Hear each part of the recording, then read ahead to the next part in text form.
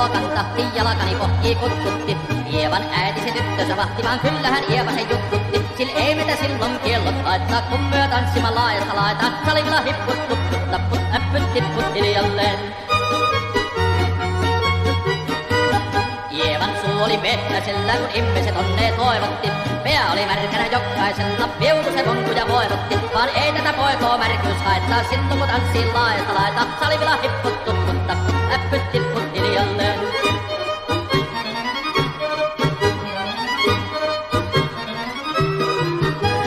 Ievan äiti se kammarissa virsiä veisata huijutti. Kun tämä poika naapurissa ämmän tyttyyn ujutti. Sin ei tätä poikoo ämmät haittaa, silloin kun laskoo laajasta laitaan. Salivilla hupput, tipput, tapput, äppyt, tipput hiljalleen.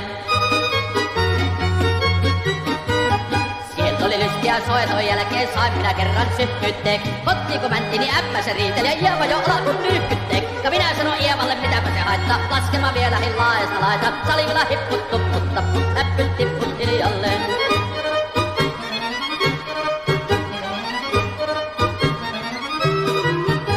Muorille sanoi, jotta tukkee suusi, ruppesu tervetäs takkoomaan. Tervenä pääset kun korjautuus ja määt sitä murjuus makkoomaan. Sillä ei tätä poikoo hellyys haittaa, kun akkuja hukkiin laajasta laittaa. Salivilla hipput, tupput, tapput, äppyt, tipput hiljalleen.